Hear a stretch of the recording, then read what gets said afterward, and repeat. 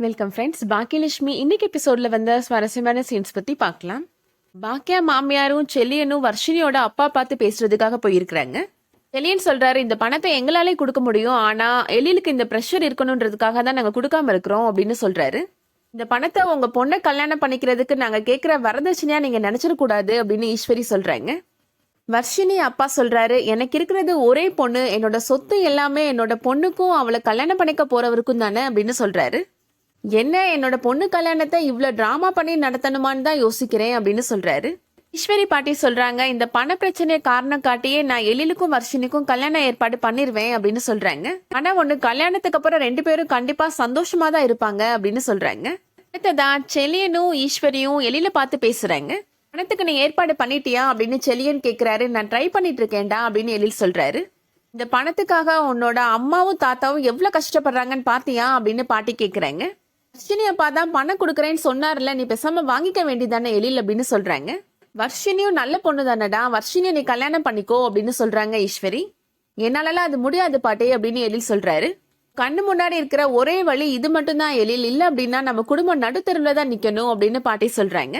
நீங்க என்ன சொன்னாலும் சரி, வர்ஷினி என்னால கல்யாணம் பண்ணிக்க முடியாது அப்படின்னு எழில் முடிவா சொல்லிடுறாரு. அடுத்ததான் எழில் பாக்கியாவுக்கு போன் பண்ணி பேசுறாரு.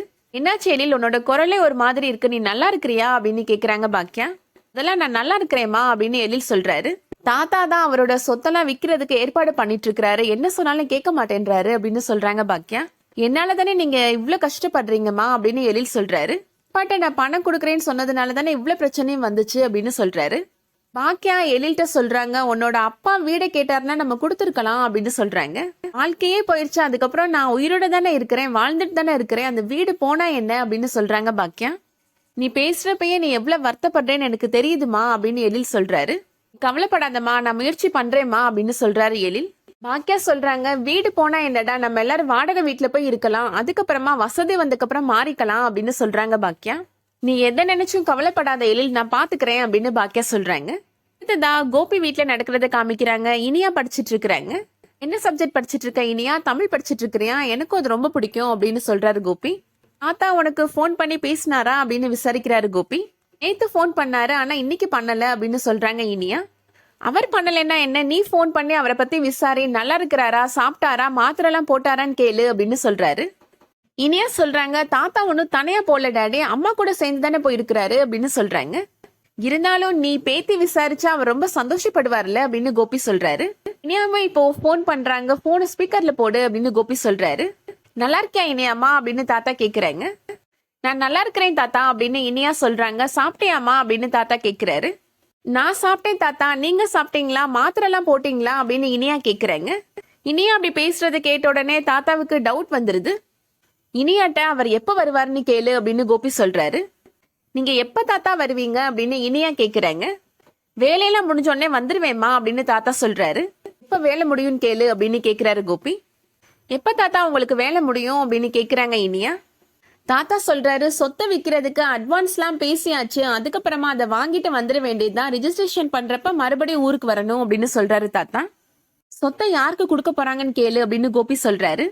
யாருக்கு தாத்தா நீங்க விற்க போறீங்க அப்படின்னு இனியா கேக்குறாங்க. ஊர்ல சின்ன தாத்தா இருக்கிறாருல, அவர் தாமா ஏற்பாடு பண்றாரு அப்படின்னு தாத்தா சொல்றாரு. கோபி உடனே ஏதோ ஒரு பிளான் பண்றாரு.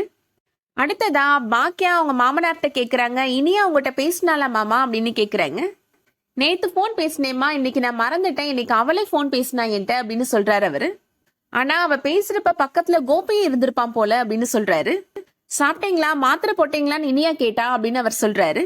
அவர் தான் கேட்க சொல்லிருப்பார் போல மாமா, அவருக்கு என்ன இருந்தாலும் உங்க மேல அன்பு இருக்கதான் செய்யும் மாமா அப்படின்னு சொல்றாங்க பாக்கியா.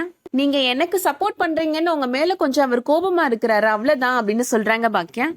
வீட்டுக்கு என்னோட பேர் வச்சதுனாலதான் அவர் கோபப்பட்டாரு மாமா அப்படின்னு சொல்றாங்க பாக்கியா. உங்க பேரையோ இல்ல அத்தை பேரையோ வச்சிருந்தா அவர் கோபமே பட்டிருக்க மாட்டாரு அப்படின்னு சொல்றாங்க. அவருக்கு என்ன மட்டும்தான் பிடிக்காது மாமா, மத்த எல்லாரையும் ரொம்ப பிடிக்கும் மாமா அப்படின்னு பாக்கியா சொல்றாங்க.